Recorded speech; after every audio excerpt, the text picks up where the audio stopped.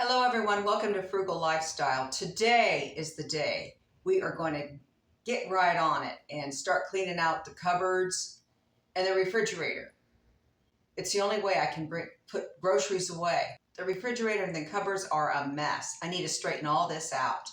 Also, I have some garden produce I still need to cook up. This time we're going to make yummy dishes that my husband loves, that we both can eat together, that will contain something from the garden. We got some food to cook up at the end of the video, but right now we need to get right on cleaning out the refrigerator, the pantry, and the cupboards.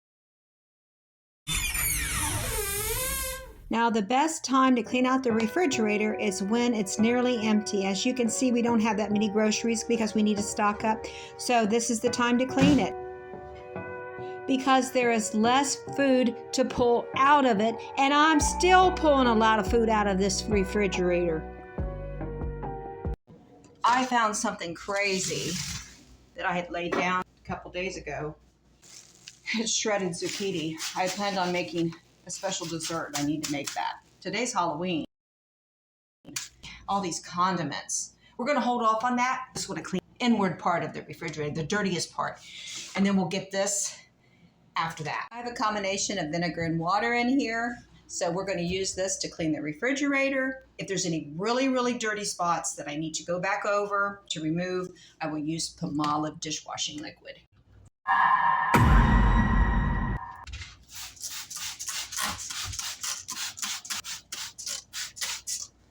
Let's see if this will come off. Came right off. Good. Wash and dry is the best process. Okay, so I'm just drying it off now after I cleaned it with vinegar. Just removing any excess dirt and grime, mainly from, of course, from food. I clean it every month. That's the secret right there. And then it won't get too dirty. So now we need to put everything back. There's not that much because we need groceries. And I have a basket on the floor too with a few things I can't forget. All this needs to be refrigerated. I have to put it all back.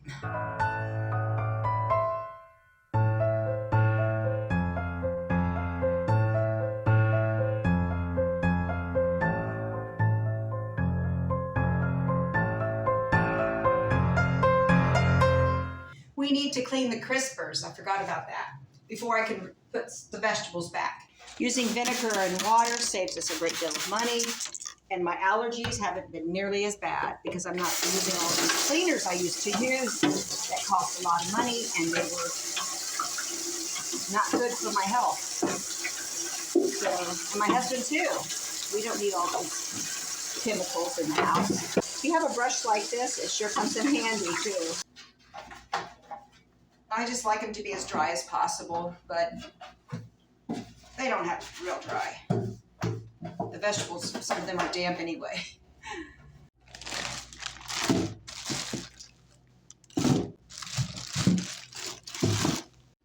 And all I have to put in this one, I usually put fruit in this one, 3 oranges. Now we've got room to start filling the refrigerator with new produce and meats and cheeses. I'm just going to take out the condiments so I can clean underneath the side refrigerator. Real healthy, right? That's my husband's chocolate syrup for his ice cream.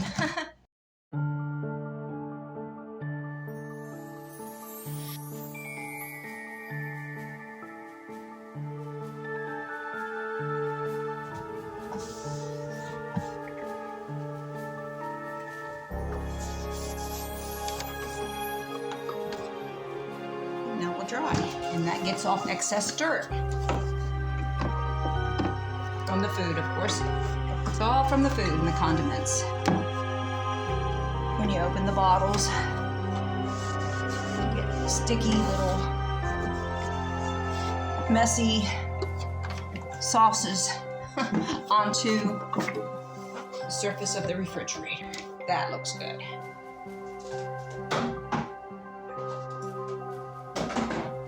Put the big items on the bottom and try to group according to type Like the salad dressings should be side by side. And this is very well organized now, clean and organized. Next, we'll take a look at the freezer here. Boy, it's looking dirty. Yeah, it's cruddy looking. So I got to remove everything here. And my husband's out of ice cream. He said we're going to Aldi as soon as he gets up. I'm like, wait a minute, Walmart's coming. Are you kidding me? I got to put those groceries away. Cleaning a refrigerator is a good thing because you find out what you have in there. Like I have some chicken broccoli casserole there for a meal coming up. Oh my goodness, here's that pumpkin puree from the small pumpkin that I harvested. So you find out what you have. And what you may have forgotten about. Duck fat. Danny wanted me to make gravy with that for the holidays, I guess. For Thanksgiving or something. Jeez. And I'm not looking forward to this. This hasn't been cleaned in 3 months. I just kind of forgot about the freezer. It's the same process. I'm going to try vinegar and water. If I have any hard spots, I might use dishwashing liquid and scrub it. This is the problem right here. I'm just going to loosen whatever particles are stuck onto the freezer, and then we'll remove with a dry towel.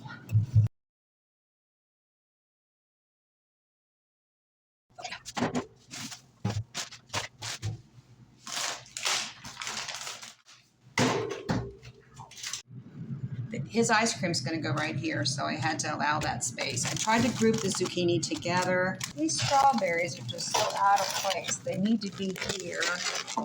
I think we have room now. Everything looks pretty organized and clean. Good. Now we've got the cabinets open. We're going to look through the cupboards and see what we need from Walmart and Aldi. It looks like we have plenty of canned goods, but I need to stock up for the winter so we don't have to go out in freezing cold weather, and in case we get sick. My husband's considerably older than me, but arthritis sets in and we may not feel like doing much of anything this winter. Who knows? So I'm just looking to see what we have, getting an idea here. We need to stock up on canned goods, believe it or not. Yep, and it's a wise thing to do, and I've got some ideas here. Only 2 cans of, this is all we've got as far as canned meat. We need that for protein. 2 cans of roast beef and 1 can of tuna, and that's it. So we need to stock up on that. And maybe some more beans. It looks like enough, but not for the whole winter going into January and February. I'm thinking ahead of time. And we're low on peanut butter. Gee whiz, there's nothing in there. I mean, it's just a couple spoonfuls probably.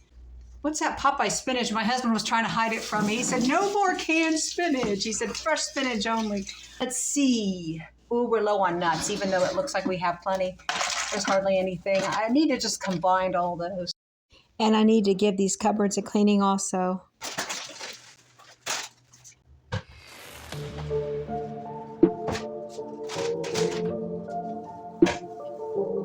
just going to let these air dry for a few minutes. They're still damp, even though I dried with a very thick towel.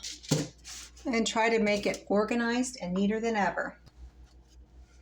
What a difference that made, because the cupboard looked cluttered before.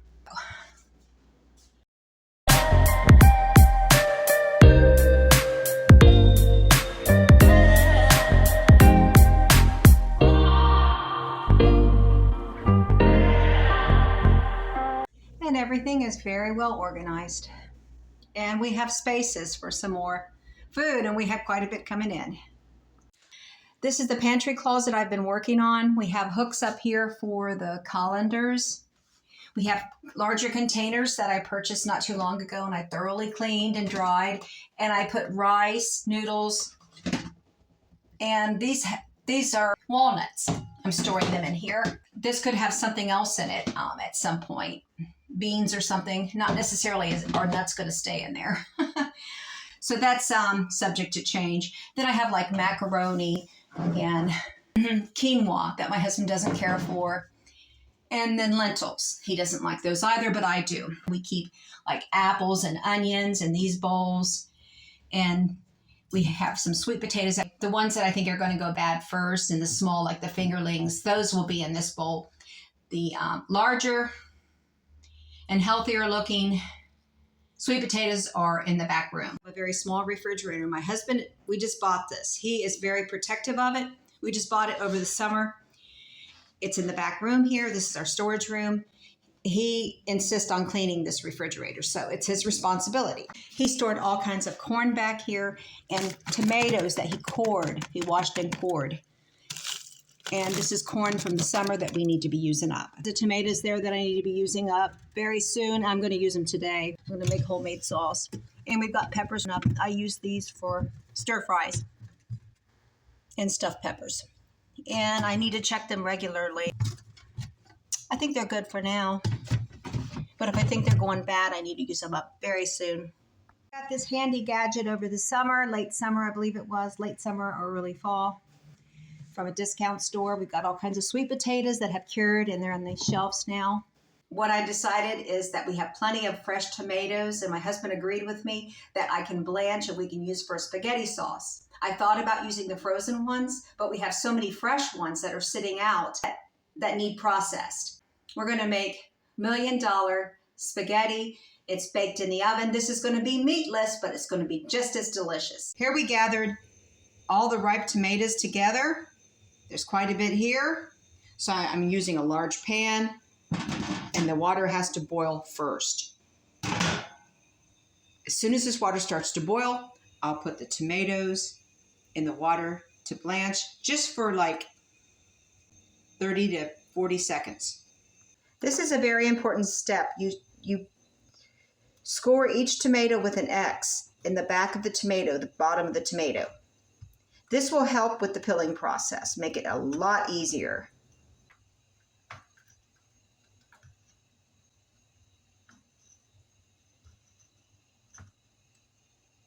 When the water comes to a rolling boil, it's the time to place the tomatoes gently into the boiling water.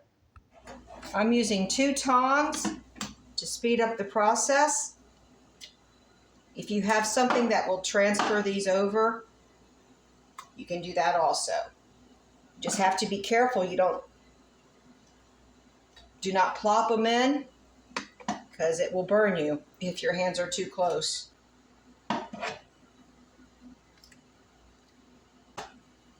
Whoops, that one didn't want to go in. There we go. Just waiting for them to come to another boil, and they're doing it. So now's the time to get the ice cubes. Oh boy. All right, it's time to put them onto ice. And then we're going to throw this in a sink full of cold water also. Gently remove them, because we want to do this immediately. They need to be cooled down immediately to stop the blanching process.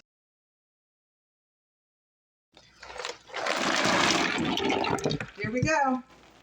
Now they're thrown into an ice bath. That will stop the blanching process. Then you peel back the tomatoes, take the peelings off. They come right off. It's very easy. But we also have to cut the core off. So we'll do that. I'll just go through and peel these, and then I'll cut the core. Now you can also core these ahead of time like my husband did when he froze the tomatoes. I'm just going to cut off the part that connects the tomato to the stem, the very top. I'm going to remove that from each tomato. If there's some extra skin attached, you can remove that also, because it was hard to get the skin off around the core. Now I'm just going to go through, and I need a larger knife, and cut these in fourths. And we're just going to cook the tomatoes in this pan, in this saucepan. We're going to make tomato sauce. We're going to turn it into spaghetti sauce. I'm going to cook it down for probably 45 minutes, I would say. I'm just going to add I'm going to mix a little garlic salt into it. We can add flavors later when we're making our spaghetti sauce. A little olive oil. Actually, that was avocado oil. The healthier, the better. You can use any kind of oil you like. And we'll be cooking these down. Covered the pan just until I get it boiling, then I'm going to... All right, the tomatoes came to a boil. I'm just going to turn this on medium to low simmer for about 40 to 45 minutes. Thanks for watching today. Happy November 1st. Hope you had a fun-filled Halloween weekend. Stay tuned for part 2, where we turn cooked tomatoes into spaghetti sauce and make $1 million spaghetti and zucchini brownies.